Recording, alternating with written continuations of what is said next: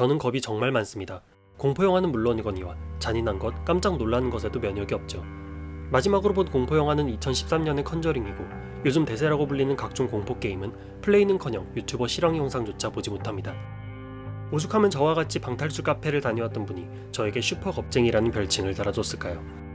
그렇기에 오컬트 장르 영화 파묘가 2024년 한국 영화 흥행 신기록을 하루하루 갱신해 나가는 와중에도 이 영화를 봐야 하나 말아야 하나 수십 번을 고민하고 또 고민할 수밖에 없었습니다. 다행히 중간중간 흠칫 놀랄만한 요소들이 있긴 했지만 저 같은 쫄보도 무사히 관람을 끝마칠 정도로 공포 요소가 그리 많은 작품은 아니었죠.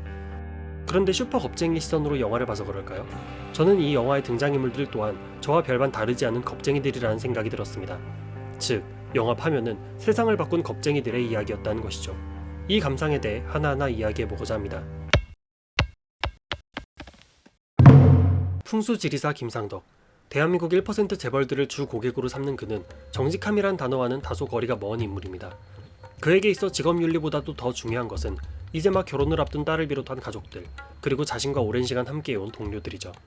그런 상덕에게 가장 두려운 것은 자신이 아끼고 사랑하는 사람들이 다치고 죽어나가는 것일 겁니다.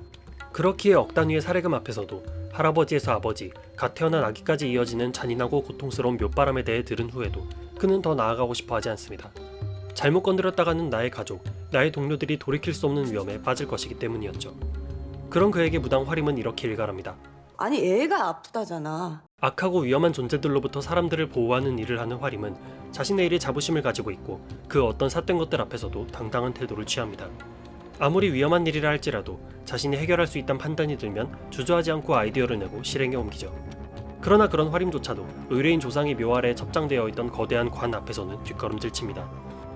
도저히 사람의 것으로 보이지 않는 거대한 관, 자신의 힘으로 절대 이길 수 없을 것만 같은 거대한 악. 화림은 그저 모른 척 덮어버리기를 바라는데요.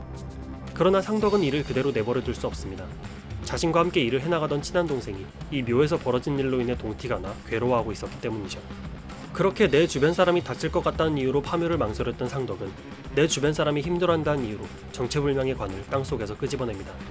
그리고 그 속에서 나온 건 한낱 인간의 힘으로 쉽사리 물리칠 수 없을 정도로 험한 것이었죠. 동료들이 하나둘씩 업계를 떠나가는 와중에도 꿋꿋이 자신의 직업을 고수하며 그의 사람들과 소소하게 살아가는 염장이 고영근. 그에게 가장 중요한 것은 안정적인 현실이기에 반대로 그가 가장 두려워하는 것은 변화일 테죠. 그러니 한반도의 허리를 끊어놓은 오니를 자신들 손으로 직접 물리치자는 상덕의 말에 영근이 몸서리를 치며 반대하는 것도 이해가 갑니다. 지금까지 몇십 년씩 살아오면서 악령의 존재조차 몰랐지만 그래도 우리끼리 잘 살고 있지 않았냐? 왜 우리가 목숨까지 걸어가면서 위험을 굳이 무릅써야 하는 거냐? 그러나 상덕과 화림은 도망칠 수 없죠. 그 험한 것이 나의 가족, 나의 제자, 그리고 나의 땅을 유린해왔고 앞으로도 계속해서 그럴 거라는 걸 안 이상 더 이상 아무것도 안 보이고 안 들리는 척 살아갈 수는 없을 테니까 말입니다. 그런데 이 영화의 핵심 등장인물 중에서 유일하게 겁먹거나 뒤로 물러서지 않고 묵묵히 앞으로 나아가기만 하는 캐릭터가 있습니다. 바로 화림의 제자 봉길이죠. 앞선 다른 캐릭터들이 극중에서 한 번씩 돌아가며 도망치고 주저하고 망설이는 와중에도 봉길은 묵묵히 자기 일을 해나갑니다. 악령에게 빙이 되어도 억울한 영에게 가위가 눌려도 심지어 거대한 오니가 자신의 목숨을 노리는 순간에도요. 그리고 그가 그렇게 용기를 낼 수 있었던 이유는 바로 자신의 스승 화림 덕분이었죠. 화림과 함께라면 세상 무서울 것이 없다 말하는 봉길. 그 어떤 난관과 어둠이 앞을 가로막을지라도 그가 믿고 따른 존재가 나와 함께한다면 두려움을 딛고 일어서 용기를 낼 수 있었던 것입니다. 김상덕, 이화림, 고영근, 그리고 윤봉길. 이미 널리 알려졌다시피 장재현 감독은 영화 속 주인공 4명의 이름을 실제 일제강점기 시절 활동한 독립운동가 분들의 이름에서 가져왔다고 합니다. 당시 그분들의 활약상을 책이나 강의, 미디어를 통해 접하다 보면 존경을 넘어 경이로움이 느껴질 때가 많죠. 어떻게 저렇게나 어리고 젊은 나이에 나라를 위해 목소리를 높이고 위험을 무릅쓸 수 있었을까? 어떻게 그렇게 큰 용기를 낼 수 있었을까? 감히 예상한 건데 저는 그분들이 두려움 따위 가지지 않는 용감무쌍한 존재였다기보다는 도망치고 타협하고 싶은 순간에도 꿋꿋이 앞으로 나아가는 지금의 우리와 크게 다르지 않은 인간이었으리라 생각합니다. 시대만 잘 타고났다면 평범한 시민으로서 평범한 인생을 살아갔을지도 모를 정도로요.